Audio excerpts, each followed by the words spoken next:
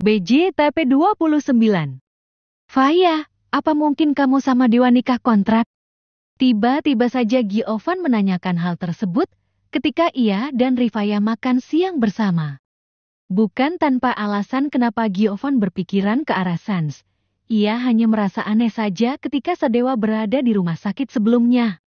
Tapi, kenapa Rifaya berjalan kaki di jalanan seperti orang yang kebingungan? Itu seperti menunjukkan sifat apatis atau ketidakpedulian Sadewa kepada istrinya. Uhuk, uhuk. Sontak saja Rifaya tercekat oleh pertanyaan Giovan yang mendalam, seolah-olah pria itu telah membaca isi hatinya dan mengetahui apa yang tengah terjadi antara dirinya dan Sadewa. Tak pelak, perasaannya berkecamuk saat menyadari betapa sulitnya menyembunyikan rasa sakit dan kekecewaan yang mendalam. Gak mungkin dia tahu situasi aku sama Mas Dewa. Batinnya di dalam hati. Giovan kini malah berubah panik melihat Rifaya yang terbatuk-batuk di depannya itu.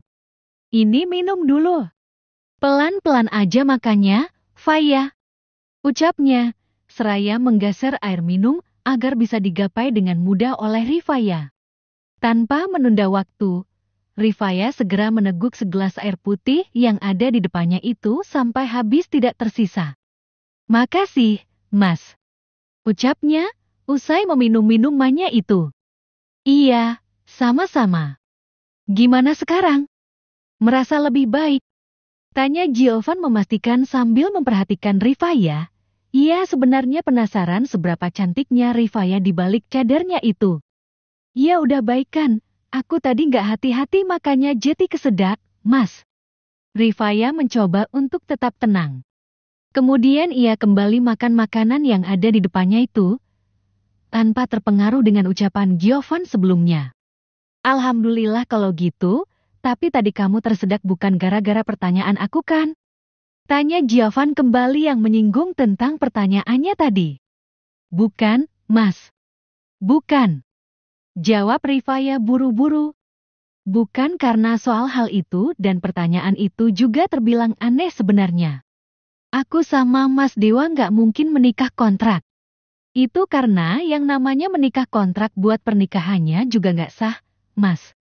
Lanjutnya dengan menegaskan bahwa ia dan Sadewa memang pasangan suami istri yang saling mencintai satu sama lain. Maaf, bukannya aku mau lancang soal hubungan kamu sama Dewa, Faya. Tapi, hari ini kalian berdua berada di tempat dan situasi yang berbeda. Hal itu buat aku seperti merasa kalau kalian sebenarnya hanya sedang berpura-pura di depan orang-orang. Papar Giovan dengan santainya, seakan ingin melihat bagaimana sorot mata Rifaya saat ini. Apakah gadis itu berkata jujur atau tidak? Rifaya meringis di dalam hatinya karena apa yang dikatakan oleh Giovan itu memang benar adanya. Tapi, tidak mungkin untuk mengakui itu semua saat ini di depan sepupu suaminya tersebut. Seketika Rifaya berasa atmosfer di sekitarnya begitu menyesakkan. Itu mungkin perasaan Mas Gio aja sampai berpikiran ke arah sana. Padahal nggak sama sekali. Pernikahan kami insyaallah sah secara agama dan hukum. Dan soal aku dan soal kenapa aku dan Mas Dewa ada di tempat yang berbeda, aku punya alasannya sendiri. Lagian kan, wajar kalau ada sedikit salah paham di antara padanan suami istri. Sangkalnya yang sebisa mungkin untuk tidak mengatakan kebohongan, tapi juga tidak mengatakan hal yang sebenarnya kepada Giovan saat ini. Giovan terdiam, seakan ingin mencerna ucapan Rifaya barusan. Rifaya menghela nafasnya panjang, ia merasa tidak boleh sampai salah berbicara di depan Giovan karena bisa fatal akibatnya. Sebenarnya hari ini aku diantar sama Mas Dewa ke rumah Nenek Amurti. Tapi, aku malah minta pulang dulu tanpa menunggu Mas Dewa jemput. Gak tahunya gak ada taksi atau angkutan umum di tempat tadi, jadi aku jalan kaki aja dan mau nelpon Mas Dewa. Gak tahunya ketemu sama Mas Gio, jadi aku minta tumpangan aja karena mungkin Mas Dewa udah di kantor. Lanjut Rifaya menjelaskan panjang lebar. Untuk sejenak Giovan kembali terdiam, karena sepertinya apa yang dikatakan oleh Rifaya itu bukan suatu kebohongan yang dibuat-buat. Terlebih lagi ia tahu seperti apa itu Nenek Amurti. Mungkin saja Rifaya tidak tahan dengan ucapan pedas wanita tua tersebut. Giovan pun tersenyum di depan Rifaya untuk mengurai ketegasan di antara mereka. Mungkin kamu benar. Aku sepertinya yang terlalu berlebihan. Apa karena belakangan ini adikku Gea menulis naskah tentang pernikahan kontrak ya? Jadi, aku terbawa suasana dan terpengaruh sepertinya. Maaf ya. Aku gak ada maksud lain. Ucapnya yang menunjukkan wajah penyesalan kepada Rifaya saat ini. Iya, Mas. Gak apa-apa.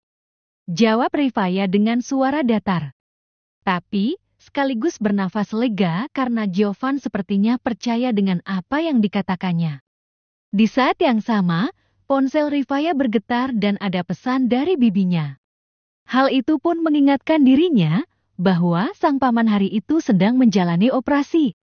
Ah iya, kenapa aku malah lupa ya?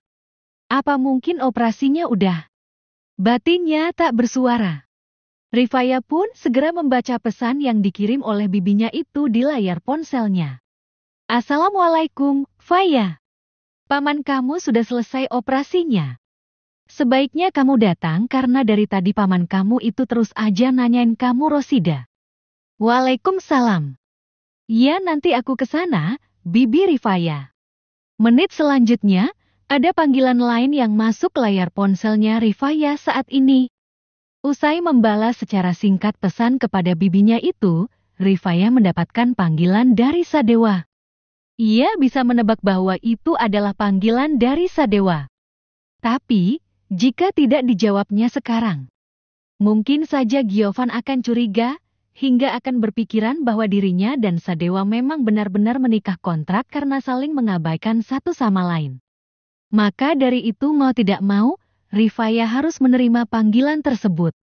Halo, Assalamualaikum, Mas. Aku lagi makan siang sekarang. Rifaya berbicara di telepon seakan ia sama sekali tidak marah atau merajuk kepada Sadewa. Tentu itu karena ada Giovan saat ini di depannya. Makan siang dengan siapa? Tanya Sadewa dengan nada genting di ujung telepon. Nafasnya memburu.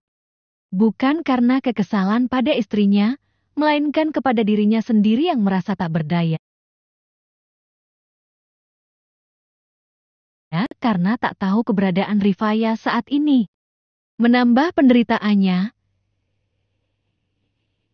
Giovan tak kunjung membalas pesan atau menjawab panggilan teleponnya.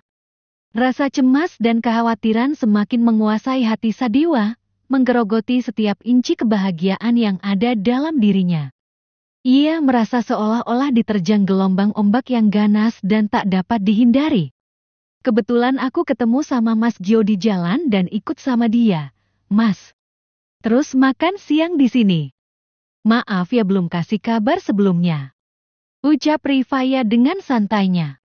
Ia yakin bahwa Sadewa sama sekali tidak peduli dirinya saat ini sedang berada dengan siapa, karena sedang sibuk mengurusi adiknya di rumah sakit.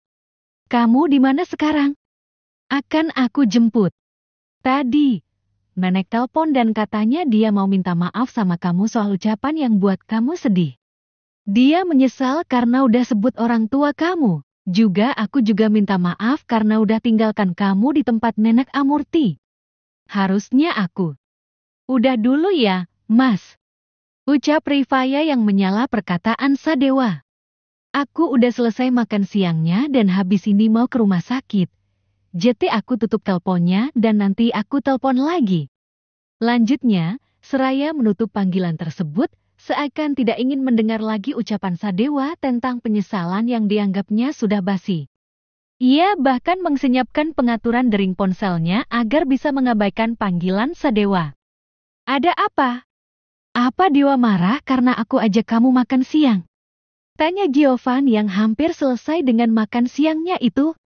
Begitu pula dengan Rifaya yang sudah selesai dengan makan siangnya. Nggak kok. Mas Dewa nggak marah. Justru dia minta maaf karena nggak bisa jemput aku dan bilang makasih sama Mas Gio yang mau antar aku. Jawabnya yang terpaksa berdusta. Itu karena kenyataannya bahwa Sadewa tidak suka ia berbicara atau mengobrol Giovan. Tapi, saat ini berbeda. Ia rasa Sadewa juga tidak berhak untuk mencampuri urusannya. Giovan kembali tersenyum mendengar apa yang dikatakan oleh Rifaya. Syukurlah kalau dia nggak marah. Lalu, sekarang apa? Tadi aku nggak sengaja dengar kamu mau ke rumah sakit. Mau aku antar juga sekarang? Tawarnya. Rifaya menggelengkan kepalanya. Ia tidak ingin terlalu terlibat jauh dengan Giovan dan di tempat tersebut ia tadi melihat ada beberapa taksi, sehingga bisa naik kendaraan umum tersebut tanpa harus merepotkan sepupu dari suaminya itu. Aku mau naik taksi aja, Mas. Makasih banyak karena udah antar aku ke sini dan ajak makan siang. Semoga kebaikan Mas Gio dibalas oleh Allah SWT. Tukasnya, seraya beranjak dari kursi dan menggesernya. Amin, tapi sekalian aja kalau kamu mau ke rumah sakit, aku juga mau ke sana, jenguk Nagita.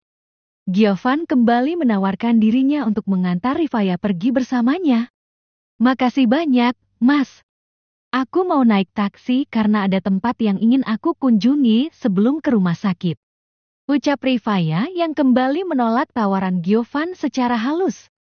Giovan menghela nafasnya.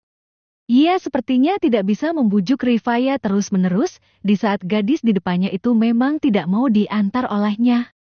Tadi ikut pun dengannya memang bukan ingin, melainkan sepertinya karena memang butuh tumpangan.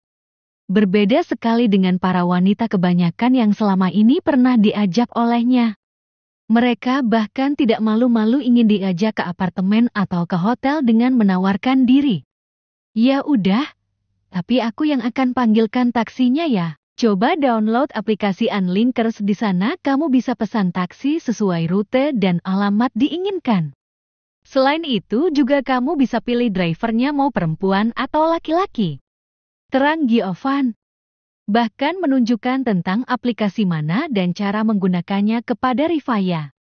Setidaknya gadis itu akan aman selama perjalanannya. Tentu saja Rifaya merasa terbantu sekali dengan arahan Giovan. Ia sekarang bisa memesan taksi online kapan dan di mana saja, juga tidak akan merepotkan orang lain jika ingin berperan ke tempat manapun yang diinginkannya. Makasih ya, Mas Gio. Aku merasa terbantu banget ini. Ucapnya dengan antusias. Ia bahkan untuk sesaat membayangkan bagaimana jika Giovan yang menolongnya waktu itu dan mereka menikah, mungkinkah hidupnya akan lebih baik? Sama-sama. Jawab Giovan dengan senyuman di wajahnya itu. Kalau begitu aku pergi dulu ya, Mas. Assalamualaikum. Pamit Rifaya yang bersiap untuk pulang. Waalaikumsalam, hati-hati di jalan. Balas Giovan yang untuk sesaat melambaikan tangannya. Rifaya pun pergi dan segera naik ke taksi online yang sudah dipesan oleh Giovan sebelumnya. Sedangkan Giovan masih diam di tempatnya sambil tersenyum, itu karena ia sudah berhasil mendapatkan nomor ponselnya Rifaya, sehingga bisa menghubungi gadis tersebut kapan saja. Baiklah, ayo pergi. Gumamnya yang tampak gembira hari itu. Sementara itu di sisi lain, Rifaya yang sudah berada di taksi online yang dipesannya itu terdengar menghela nafasnya panjang. Capek banget hari ini. Aku mau pulang dan tidur, tapi harus ke rumah sakit dulu, mau gimana lagi? Rifaya sedikit mengeluh di dalam hatinya saat ini. Terlebih lagi entah bagaimana nanti menghadapi Sadewa.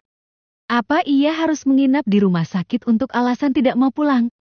Detik selanjutnya, Rifaya menggelengkan kepalanya karena ia malah berpikiran ke hal yang mengerikan menurutnya. Berada bersama bibinya adalah mimpi buruk yang tidak ingin didatanginya. Di saat yang sama ponsel Rifaya tampak berdering karena memang sebelumnya pengaturan di benda pipi tersebut sudah diganti. Rupanya itu panggilan dari Sadewa dan hal tersebut kembali mengusik Rifaya, tapi kali ini pun ia harus kembali menjawabnya. Bagaimanapun, untuk beberapa bulan ke depan dirinya masih membutuhkan suaminya itu. Halo, Assalamualaikum, Mas. Ada apa lagi? Rifaya berbicara dengan santainya, seakan ia ingin meniru bagaimana ketika Sadewa melakukan hal yang sama kepada dirinya. Waalaikumsalam. Kamu di mana sekarang, Faya? Sadewa terdengar menghela nafasnya panjang di balik panggilan tersebut. Aku di mobil, mau ke rumah sakit. Kan tadi aku udah jelasin di telepon. Ungkap Rifaya yang terkesan acuh tak acuh. Apa Gio yang mengantar kamu ke rumah sakit? Tanya Sadewa kembali. Menurut Mas Dewa gimana? Apa Mas Gio yang antar aku sekarang? Lagi-lagi Rifaya bersikap seperti cara Sadewa berbicara kepadanya. Dan sikap Rifaya itu benar-benar membuat Sadewa seperti disulut emosi. Ia bahkan merasa saat ini istrinya itu sedang membalas dendam kepadanya. Aku nggak di sana, makanya tanya sama kamu, Faya. Ucapnya dengan helaan nafasnya pelan. Rifaya tertawa di dalam hatinya karena bisa menebak bagaimana raut wajah Sadewa saat ini. Gitu ya, aku naik taksi.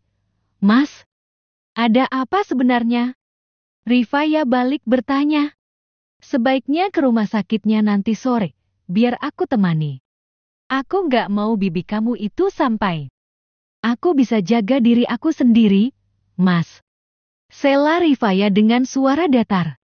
Aku nggak akan lama kok di sana dan akan pulang secepatnya. Tukasnya. Sadewa kembali menghela nafasnya panjang. Ia benar-benar bisa menebak jika Rifaya masih menyimpan amarah kepadanya. Apa kamu masih marah soal aku yang tinggalkan kamu di tempat nanak dan nenek yang bicara pedas sama kamu? Tanya Sadewa. Marah? Kenapa aku harus marah soal hal sepele seperti itu? Iya kan? Hal itu cuman sepele buat Mas Dewa dan gak penting. Lagi pula siapa aku ini yang harus mendapatkan perhatian lebih dari Mas Dewa? Soal di tempat nenek, aku memang ingin cepat pulang.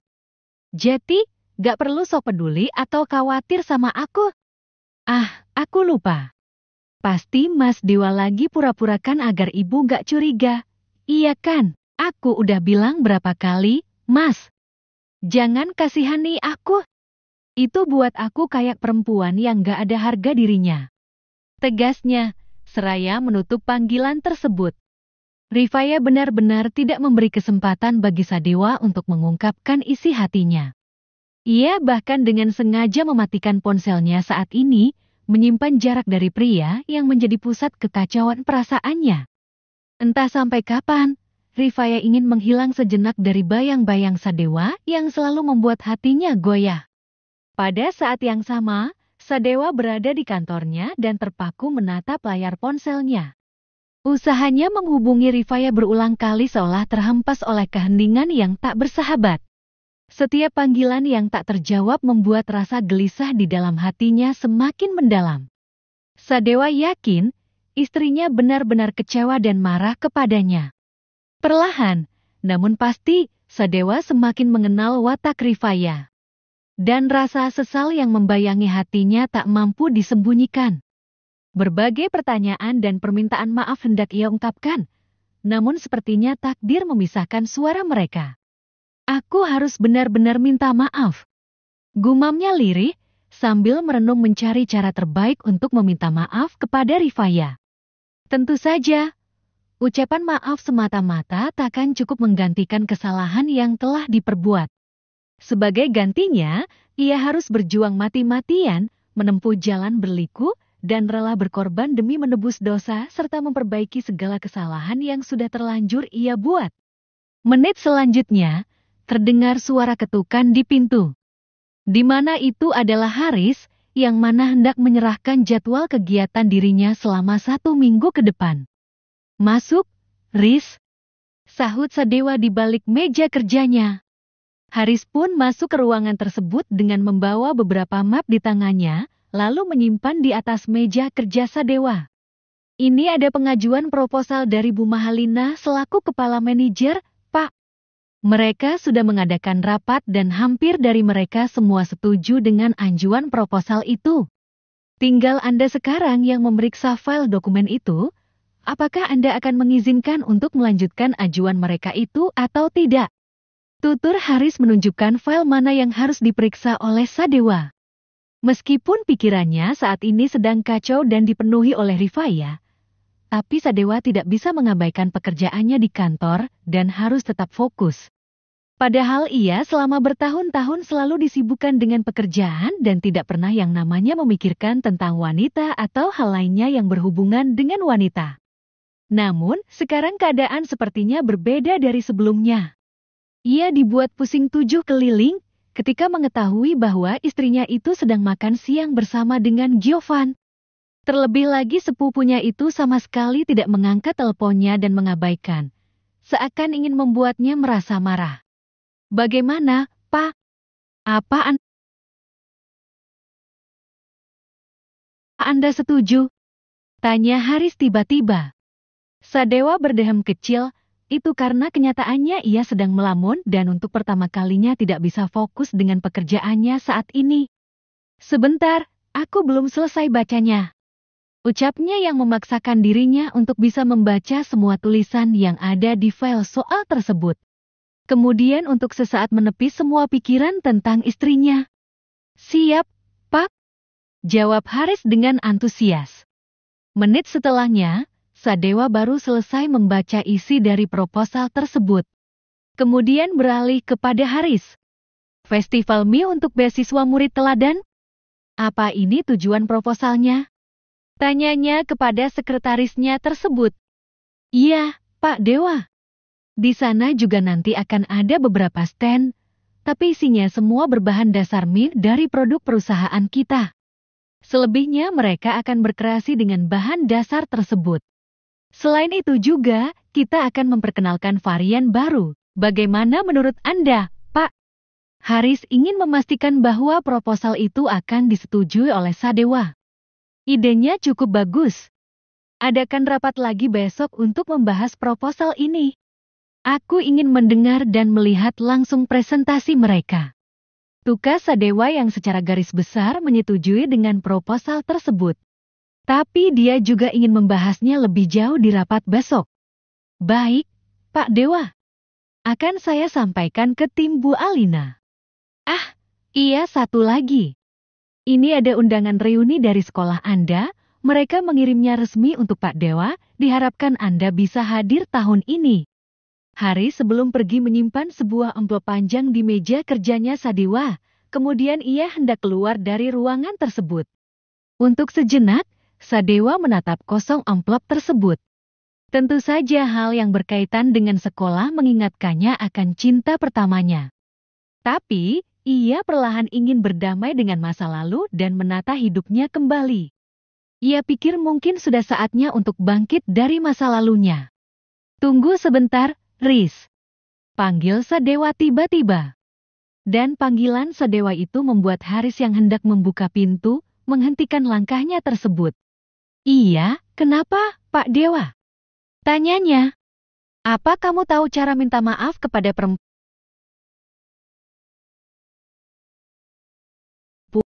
Riz? Tanya Sadewa dengan diakhiri deheman kecil.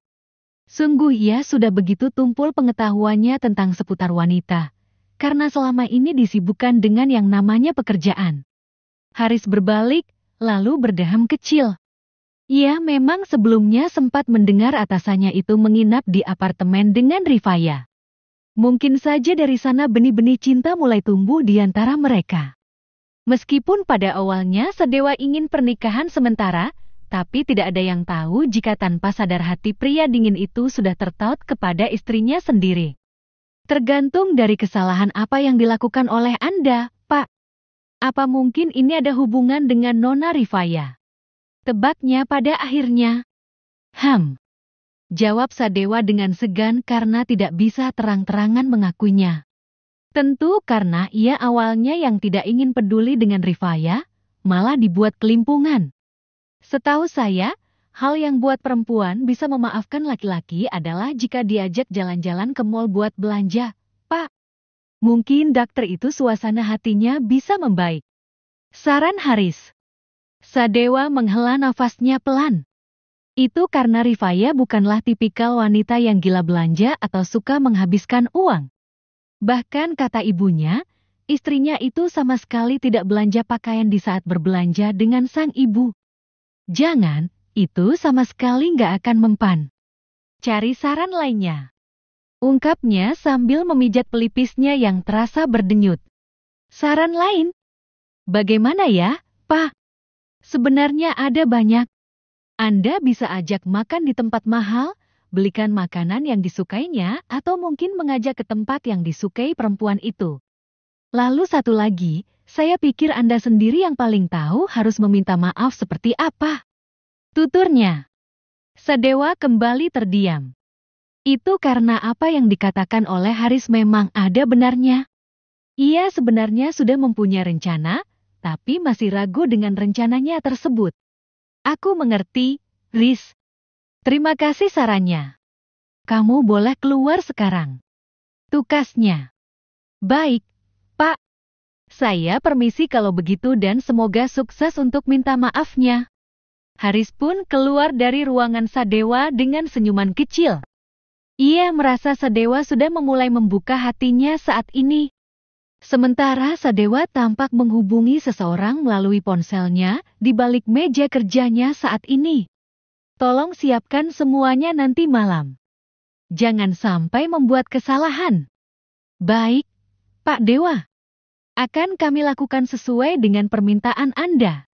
Usai menelpon, Sadewa pun mengirimkan pesan kepada Rifayah. Kemudian melanjutkan kembali pekerjaannya. Ia harus selesaikan semuanya lebih awal agar bisa secepatnya pulang.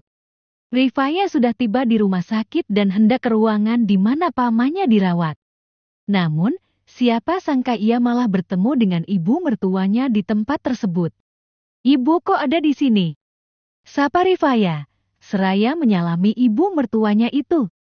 Apa mungkin Nagita dirawat di rumah sakit ini? Tebaknya dengan rasa khawatir di hatinya. Itu karena bisa saja perkara dirinya yang pergi dari kediaman Nenek Amurti akan sampai ke telinga ibu mertuanya. Akan tetapi, sepertinya Fatimah tidak tahu menahu tentang apa yang terjadi di kediaman Amurti sebelumnya. Tentu karena Sadewa memang tidak membicarakannya. Iya, benar Gita dirawat di sini, tapi sekarang sudah lebih baik dia. Apa mungkin paman kamu juga dirawat di sini? Fatimah menebak. Itu karena ia memang tidak tahu pasti di rumah sakit mana tempat pamannya Rifayah dirawat. Lalu di mana Dewa apa dia ke kantor? Tanyanya kembali. Iya, Bu. Jawab Rifayah yang sedikit terbata. Ia sebenarnya tidak tahu pasti di mana Sadewa saat ini, entah itu di kantor atau mungkin sedang berada di mobil. Tapi, ia asal bicara saja. Oh iya, aku mau lihat paman aku dulu ya. Bu, nanti aku akan ke sini buat jenguk Nagita. Lanjut Rifayah berbicara ke hal lain. Kalau begitu sekalian ibu juga ke tempat paman dan bibi kamu itu. Ibu juga mau jenguk, mumpung Gita lagi istirahat habis minum obat. Gak apa-apa kan? Tawar Fatimah, itu karena semalam tidak jadi pergi untuk menemani Rifayah. Kali ini Rifayah tidak bisa mengatakan tidak atau menolak permintaan ibu mertuanya tersebut. Iya, Bu, ayo. Rifayah mengiyakan permintaan ibu mertua itu, kemudian mereka pergi bersama menuju ke ruangan tempat pamannya dirawat. Tidak memakan waktu lama, Rifayah dan ibu mertuanya itu sudah tiba di depan ruangan sang paman. Rifayah mengetuk pintu, lalu tidak lama kemudian keluar Rosida dari ruangan tersebut dengan memasang wajah seperti biasanya di depan sang keponakan. Itu ketus dan sama sekali tidak menunjukkan wajah keibuan. Apalagi yang namanya tersenyum, tidak pernah sekalipun ia melakukannya di depan gadis yatim piatu tersebut. Kamu udah datang, Fayah? Ayo masuk, paman kamu sudah nunggu dari tadi. Kenapa lama banget? Ucapnya dengan sinis. Tapi di saat yang sama, ia sedikit terusik dengan seorang wanita paruh baya yang datang bersama Rifayah. Siapa dia, Fayah? Lanjut Rosida bertanya dengan tatapan selidik. Oh iya, hampir lupa. Ini ibu mertua aku, Bibi. Dia kebetulan di sini dan mau jenguk paman juga. Ungkap Rifayah dengan tersenyum tipis di balik cadarnya saat ini.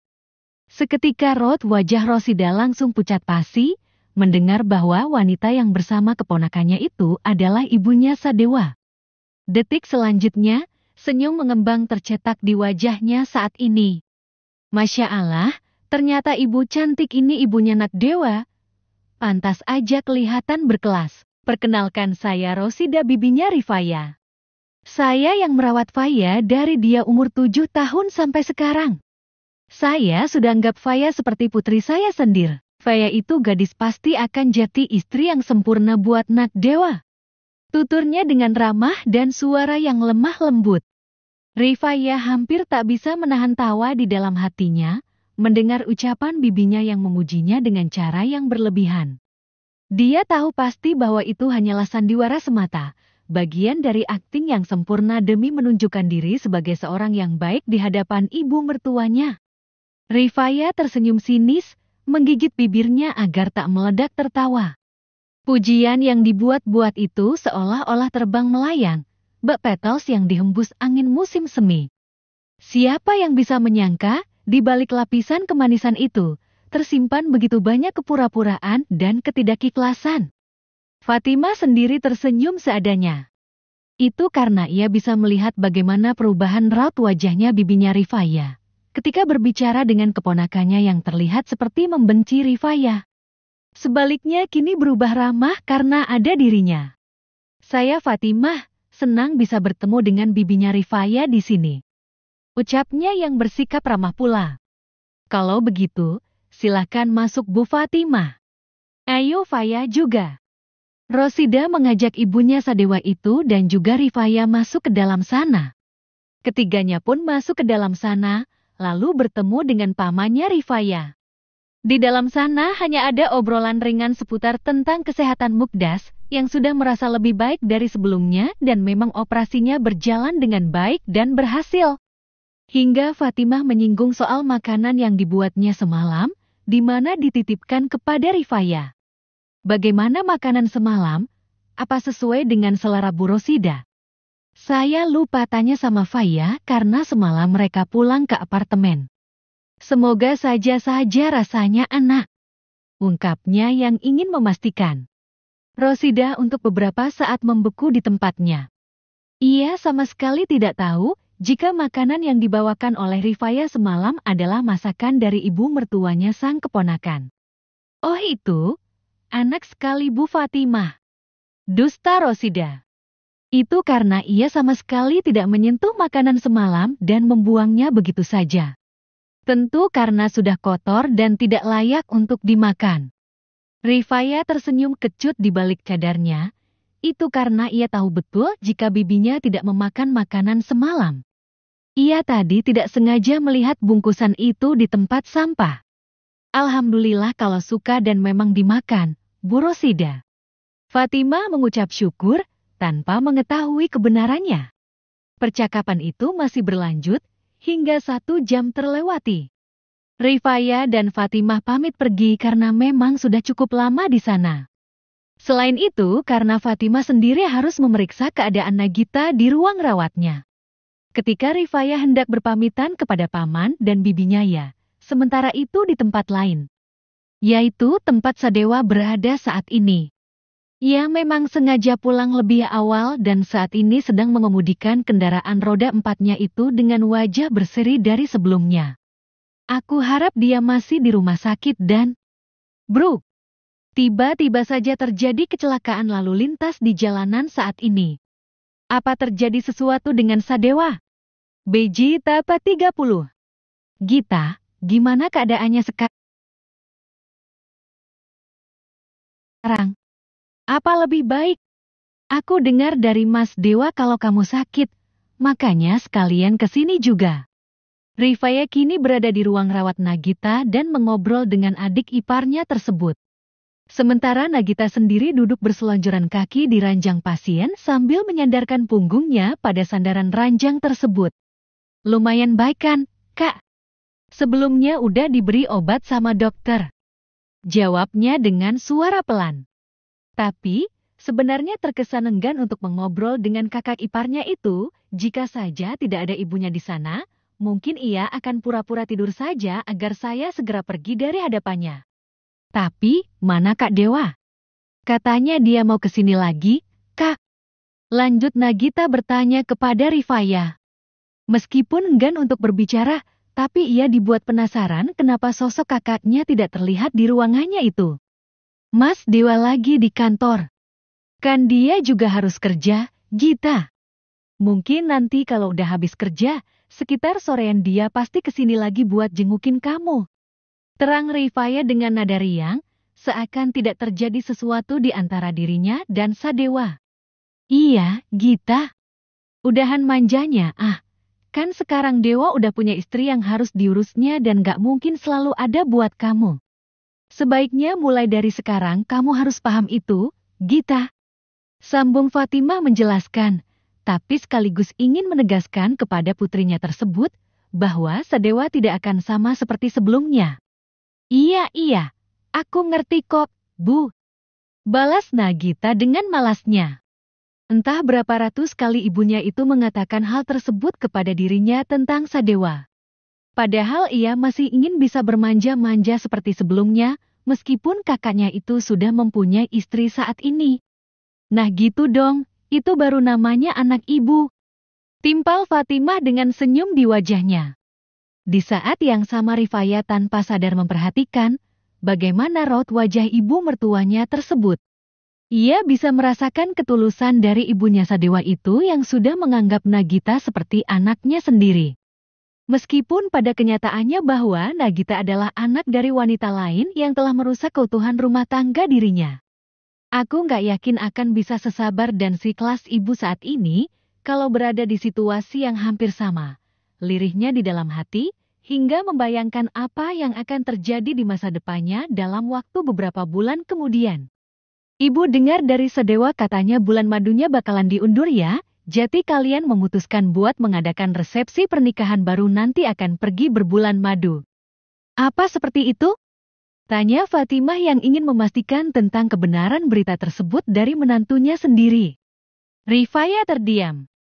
Itu karena Sadewa sama sekali tidak memberitahu hal ihwal tentang bulan madu atau resepsi pernikahan yang dibicarakan oleh ibu mertuanya saat ini. Kalau aku ikut aja gimana maunya Mas Dewa? Bu, mau bulan madu atau resepsi terlebih dahulu nggak masalah. Jawabnya dengan cara aman, agar tidak mengira ia tidak tahu apa-apa soal rencana Sadewa. Fatimah manggut-manggut tanda mengerti karena Rifaya memang termasuk dengan istri yang penurut-menurutnya. Ya udah, kamu di sini aja ya, Faya. Sambil nunggu Dewa datang dan jemput ke sini. Pinta Fatimah agar menantunya itu ikut menemani Nagita untuk sekadar mengobrol. Rifaya ingin mengiyakan, tapi jika berlama-lama di sana, ia malah merasa mengganggu kenyamanan Nagita yang sakit dan ingin beristirahat. Belum sempat Rifaya bicara dan hendak menolak halus, nyatanya Nagita sendiri yang mengatakan kepada Fatimah agar Rifaya pulang saja. Biarin Kak Faya pulang aja. Bu, mungkin dia mau istirahat di rumah. Masa harus nunggu di sini? Kan Mas Dewa masih lama pulangnya. Ucapnya, seolah ingin mengusir Rifaya, tapi dengan cara yang halus agar sang ibu tidak terlalu menyalahkannya. Gita benar, Bu. Sambung Rifaya dengan antusias. Ia bersyukur karena Nagita seakan tahu apa yang dirasakannya saat ini. Aku mau pulang dulu ke rumah nggak apa-apa kan ya? Lanjut Rifaya, meminta izin kepada ibu mertuanya tersebut. Fatimah menghela nafasnya pelan. Ia juga tidak mungkin mencegah Rifaya pulang jika menantunya itu memang ingin pulang terlebih dahulu. Ya udah, kalau kamu mau pulang, Faya. Tapi, udah bisa kan pulang sendiri dan tahu alamat lengkapnya. Ucapnya memastikan agar menantunya itu pulang dengan selamat sampai ke rumah. Insya Allah aku bisa pulang sendiri, Bu. Kalau begitu aku pamit pulang. Assalamualaikum. Rifaya menyalami Fatimah sebelum benar-benar pergi dari hadapan ibu mertuanya dan tidak lupa juga untuk menyalaminya. Ketika Rifaya bersiap untuk pulang, sementara itu di tempat lain atau lebih tepatnya di jalanan tampak ada suara ambulans dan beberapa mobil yang melaju kencang menuju ke rumah sakit, di mana sebelumnya ada kecelakaan lalu lintas yang memakan korban cukup banyak. Salah satunya korbannya adalah Sadewa. Namun, ia masih dikatakan beruntung karena tidak sampai mengalami luka serius ataupun luka ringan sekalipun. Hanya saja pakainya sebagian terkena noda darah karena sebelumnya membantu para korban kecelakaan tersebut. Tolong selamatkan calon istri saya dulu, Pak. Selamatkan dia. Di tengah sibuknya menolong orang-orang itu, Sadewa teringat dengan kecelakaan yang menimpa dirinya dan sang kekasih 8 tahun yang lalu. Seakan ia melihat bagaimana wajah putus asa dirinya waktu itu memohon agar kekasihnya diselamatkan. Tanpa sadar, setetes air mata menetes di pipi Sadewa saat ini, tapi segera mungkin dilapnya dengan cepat. Ia tahu peristiwa itu sudah lama berlalu. Hanya baginya seperti terjadi kemarin dan masih membekas di dalam ingatannya. 1000 maafku gak akan buat kamu kembali, Farish. Tapi, selama 8 tahun ini aku sudah berusaha menebus kesalahanku. Kali ini tolong maafkan aku sekali lagi. Aku ingin memulai lembaran baru dengan perempuan yang sudah menjadi istriku saat ini. Aku harap kamu tenang berada di atas sana. Batin Sadewa seakan berbicara dengan mendiang kekasihnya. Ia ingin berdamai dengan masa lalu dan kembali menata hidupnya. Dia mirip dengan kamu, Arish. Mungkin sang pencipta mengirim dia untuk menggantikan kamu di sisiku saat ini. Gumamnya, seraya menghela nafasnya panjang. Ia rasanya ingin melepaskan beban berat yang selama ini ada di pundaknya. Sadewa menguatkan hatinya, lalu ikut membantu para korban dan yang mengalami luka ringan dimasukkan ke dalam mobilnya. Kemudian, dibawanya menuju ke rumah sakit terdekat. Dan kebetulan rumah sakit itu adalah tempat di mana Rifaya berada saat ini. Setibanya di rumah sakit atau lebih tepatnya di bagian IGD, Sadewa membantu sebisanya lalu diserahkan semuanya kepada dokter yang ada di tempat tersebut. Setelahnya, Sadewa kembali ke parkiran untuk mengambil ponselnya yang ada di dalam mobil. Baru beberapa langkah di area parkiran, Sadewa tiba-tiba terkejut dengan keberadaan Rifaya di tempat itu. Tak hanya itu, sebuah mobil yang tiba-tiba keluar dari parkiran itu menambah kekagetannya, terutama saat mobil tersebut berbelok persis di sepanjang jalur yang dilalui Rifaya. Sadewa merasa jantungnya berdegup kencang, khawatir akan keselamatan Rifaya. Awas! Sadewa dengan langkah cepat, menarik pergelangan tangan Rifaya hingga membawa istrinya itu ke dalam pelukannya. Di saat yang sama-sama, Rifaya membelalakan matanya karena ada seseorang yang tiba-tiba memeluknya. Apa yang? Syukurlah kamu baik-baik aja. Ucap Sadewa yang tanpa sengaja menyela ucapan Rifaya. Di saat yang bersamaan, Rifaya tiba-tiba terpaku di tempatnya saat menyadari bahwa orang yang memeluknya sekarang memiliki suara yang identik dengan Sadewa. Ia tidak bisa mengelak, jantungnya berdebar kencang, terhanyut dalam keintiman yang mendalam bersama suaminya itu. Hatinya terasa hangat, bercampur dengan kebahagiaan dan rasa cemas yang saling berkejaran di pikirannya. Rifaya mencoba meresapi setiap detik perasaan itu, mempertimbangkan apakah ini hanyalah mimpi. Mas Dewa. Gumamnya pelan. Tapi, ucapannya itu bisa terdengar oleh Sadewa saat ini. Iya, ini aku. Kamu hampir aja ketabrak mobil tadi, kenapa nggak hati-hati jalannya dan malah lihat HP? Jawab Sadewa yang masih belum melepaskan dekapannya itu. Untuk sejenak Rifaya terdiam, lalu detik selanjutnya ia berusaha melepaskan pelukan Sadewa itu. Namun, bukannya terlepas Sadewa malah makin erat memeluknya seakan tidak ingin melepaskannya. Mas, tolong lepas. Nanti ada orang yang lihat. Malu, Mas. Pinta Rifaya yang sengaja mengatakan alasan bahwa akan ada orang-orang yang melihat mereka saat ini. Tapi, sebenarnya ia merasa tidak nyaman dengan situasi mereka. Maaf soal hari ini. Tiba-tiba saja Sadewa mengatakan maaf kepada Rifaya. Ia sengaja tidak ingin melepaskan pelukannya itu agar Rifaya diam di tempatnya dan tidak pergi menjauh darinya. Apa kamu masih marah? Lanjut Sadewa bertanya. Aku tidak berpikir panjang dan malah meninggalkan kamu di tempat Nenek Amurti. Padahal aku sebenarnya sudah tahu kalau nenekku itu sangat keras dan penuh disiplin. Pasti kamu tertekan di sana. Tuturnya mengakui kesalahan yang telah dibuatnya dan ia juga menyesal karena telah meninggalkan Rifaya di tempat nanaknya. Rifaya masih terdiam dan usahanya untuk ingin terlepas dari pelukan Sadewa diurungkannya untuk saat ini. Ia bisa merasakan bagaimana ketulusan Sadewa meminta maaf kepadanya. Setidaknya ia harus bersyukur karena suaminya itu mau meminta maaf langsung kepadanya. Itu karena terkadang ada orang ataupun pria yang sama sekali tidak mengakui kesalahannya atau meminta maaf kepada pasangannya. Akan tetapi, entah kenapa Raifi masih merasa ada mengganjal di hatinya saat ini. Seakan permintaan maaf saja tidak cukup baginya untuk bisa memaafkan suaminya tersebut. Aku maafkan, tapi tolong lepaskan dulu, Mas. Rifaya sengaja mengatakan itu agar Sadewa melepaskan pelukannya saat ini. Terlebih lagi ia akan merasa tidak nyaman jika ada orang yang lewat ke tempat itu. Begitu mendengar Rifaya memaafkannya, Sadewa pun melonggarkan pelukannya itu.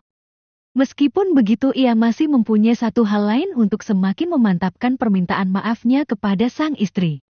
Rifaya memperbaiki letak pakaian dan cadarnya saat ini yang bergeser. Tapi, di saat yang bersamaan matanya melebar melihat ada noda darah yang cukup banyak di pakaian Sadewa. Mas, itu noda darah apa? Pekiknya dengan nada tertahan, bahkan suaranya bergetar karena memikirkan hal yang tidak-tidak. Apa mungkin sebelumnya Mas Dewa mengalami kecelakaan? Lanjut Rifaya menebak apa yang sebenarnya terjadi dengan Sadewa. Karena sebelumnya ia mendengar ada suara ambulans di area IGD dan mengetahui bahwa ada kecelakaan lalu lintas sebelumnya, serta ada berapa korban yang dibawa ke rumah sakit tersebut. Sadewa menganggukkan kepalanya. Iya, tapi alhamdulillah aku selamat dan sama sekali nggak mengalami luka. Mungkin noda darah ini dari orang yang tadi aku selamatkan di jalan. Jangan khawatir, aku baik-baik aja. Ungkapnya menjelaskan bahwa dirinya tidak mengalami luka apapun saat ini. Mendengar penuturan Sadewa, Rifaya pun bernafas dengan lega bahwa ternyata suaminya itu tidak sampai mengalami luka yang serius dalam kecelakaan yang terjadi. Alhamdulillah, aku lega dengernya, Mas. Tapi kenapa Mas Dewa udah pulang di jam seperti ini? Bukannya sekitar 1 jam lagi pulang dari kantor? Tanyanya ke hal lain di luar pembicaraan mereka sebelumnya. Oh, itu aku sengaja pulang lebih awal karena ingin ketemu sama kamu di rumah sakit dan antar kamu pulang. Terang Sadewa dengan wajah yang sedikit memerah. Itu karena ia untuk pertama kalinya memeluk seorang wanita sedekat tadi dengan Rifaya. Tapi kenapa? Bukannya kerjaan itu lebih penting dari apapun juga buat Mas Dewa? Kenapa harus repot-repot jemput aku? Aku juga bisa pesan taksi online buat pulang, Mas. Ucap Rifaya dengan nada datar. Ia tidak mau berekspektasi tinggi karena ujung-ujungnya nanti akan dijatuhkan sampai ke dasar. Sadewa berdeham kecil. Jujur saja tingkat gengsinya yang sudah melebihi level dewa itu masih melekat di dirinya saat ini. Tapi ia harus belajar untuk menurunkan rasa gengsinya itu sedikit demi sedikit. Tentu lebih penting kamu dibandingkan sama pekerjaan. Apalagi sebelumnya aku punya kesalahan tinggalkan kamu di tempat nenek. Ungkapnya. Rifaya melebarkan matanya mendengar apa yang dikatakan oleh Sadewa barusan. Entah itu memang benar-benar tulus atau mungkin hanya sebuah sandiwara lain yang sengaja diciptakan oleh suaminya tersebut. Itu karena ia belum bisa membedakan mana Sadewa yang memang bersikap serius atau mungkin sedang main-main di depannya. Gak usah berlebihan, Mas. Aku tahu pekerjaan itu adalah nomor 1 buat kamu. Ucapnya, seraya melangkahkan kakinya terlebih dahulu. Lalu yang kedua adalah adik kamu dan aku nggak tahu jati yang keberapa buat kamu, Mas. Lanjutnya berbicara di dalam hatinya saat ini. Sedangkan Sadewa menyusul langkah Rifaya, sehingga mereka berjalan beriringan. Aku nggak berlebihan dan memang pekerjaan bukan suatu hal yang penting buatku sekarang. Untuk sekarang mungkin kamu yang akan menjadi nomor satu untuk aku utamakan daripada pekerjaan atau hal lainnya. Ucapnya yang terdengar begitu santai, berbanding terbalik dengan isi hatinya saat ini yang gugup tidak karuan. Itu karena ia sebenarnya secara tidak langsung mengungkapkan perasaannya kepada Rifaya. Hanya saja caranya yang kaku itu entah bisa dimengerti oleh istrinya tersebut atau tidak. Kenyataannya, Rifaya sama sekali tidak mengerti tujuan dari ucapan Sadewa barusan. Ia masih berpikir bahwa apa yang dikatakan oleh suami itu hanya sebuah kepura-puraan semata. Itu agar mau dimaafkan olehnya karena telah membuat kesalahan sebelumnya. Dasar lisik ya. Memangnya digombalin kayak gitu bakalan mempan sama aku? Maaf ya, Mas. Aku nggak segampang itu. Batinnya dalam diam. Aku nggak ngerti Mas Dewa ngomong apa. Tapi, di mana mobil Mas Dewa? Katanya mau antar aku pulang, atau mau ke tempat Nagita dulu sebelum pulang? Tanyanya yang berbicara ke topik lainnya. Ia juga tidak terlalu memikirkan apa yang dari dikatakan oleh Sadewa tentang siapa yang nomor satu entah itu dirinya atau pekerjaan. Dirinya hanya menganggap itu sebagai angin lalu saja. Langsung pulang, aku harus ganti baju karena ada banyak noda darah di pakaian ini. Jawab Sadewa yang berwajah masam, itu karena Rifaya sepertinya tidak mengerti dengan apa yang dikatakannya tadi. Padahal ia sudah bersusah payah dan menggunakan segenap jiwa dan raganya mengatakan itu semua. Apa mungkin harus di tempat itu? Batinnya yang teringat tentang rencana yang akan dilakukannya nanti malam. Ayo ke sebelah sini. Ajak Sadewa yang mengajak Riwayat menuju ke tempat mobilnya diparkir. Rifaya mengiyakan, lalu berjalan bersama suaminya tersebut. Tapi, di saat yang sama ia teringat apa yang terjadi dengan dirinya dan Sadewa beberapa saat yang lalu, di mana Sadewa dengan tiba-tiba memeluknya dengan begitu erat. Ia bisa mendengar degup jantung suaminya tersebut yang begitu kencang. Selain itu, hal seperti tadi merupakan pertama bagi dirinya dipeluk oleh seorang pria dewasa. Andai saja Rifaya saat ini tidak memakai cadarnya, mungkin Sadewa sudah bisa melihat bagaimana pipi istrinya itu yang merona. Hati-hati jalannya. Lagi-lagi, Sadewa menarik pergelangan tangan Rifaya. Ketika istrinya itu hampir saja tersandung batu yang ada di depannya, hingga untuk kedua kalinya Rifaya masuk ke dalam dekapannya. Jangan melamun kalau lagi jalan, Faya. Ucapnya, seraya melonggarkan pelukannya tersebut. Lalu memegangi kedua pundak Rifaya untuk memastikan bahwa istrinya itu baik-baik saja. Kamu nggak apa-apa kan? Lanjut Sadewa bertanya untuk memastikan. Rifaya menganggukkan kepalanya dengan cepat, tapi pandangannya malah tertunduk ke bawah. Ia sama sekali tidak bisa menatap langsung wajah Sadewa saat ini, itu karena jantungnya yang berdebar kencang berada sedekat itu dengan sang suami. Yakin nggak ada yang terluka? Tanya Sadewa kembali. Iya, Mas. Aku baik-baik aja. Rifaya segera menepis kedua tangan Sadewa dari pundaknya, lalu mundur satu langkah menjauh dari hadapan suaminya itu. Ia tidak ingin kembali terbawa suasana karena perhatian kecil dari Sadewa. Alhamdulillah kalau gitu. Ayo masuk. Sadewa pun masuk ke mobilnya yang terparkir tidak jauh dari tempatnya barusan. Rifaya mengekor di belakang, hingga ia pun masuk ke mobil dan duduk di kursi depan bersama Sadewa. Tidak lama kemudian, Sadewa sudah memakai sabuk pengamannya. Tapi, Rifaya tampaknya kesulitan memakai sabuk pengamannya sendiri. Sadewa melihat hal itu dan beralih kepada Rifaya. Kenapa? Apa mungkin sabuk pengamannya macet? Tanyanya. Iya, Mas. Tapi, gak apa-apa. Aku bisa sendiri kok. Rifaya berusaha menarik sabuk pengamannya itu.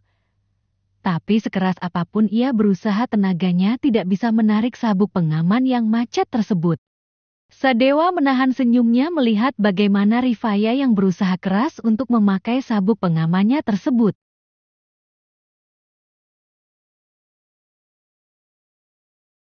Sudah kamu diam dulu sebentar. Biar aku yang pakaikan. Usulnya, seraya membuka sabuk pengamannya terlebih dahulu untuk bisa menggapai sabuk pengaman milik Rifaya. Dengan helaan nafas pelan, Rifaya hanya bisa menganggukkan kepalanya saat ini dan membiarkan Sadewa untuk menarik sabuk pengaman yang macet itu.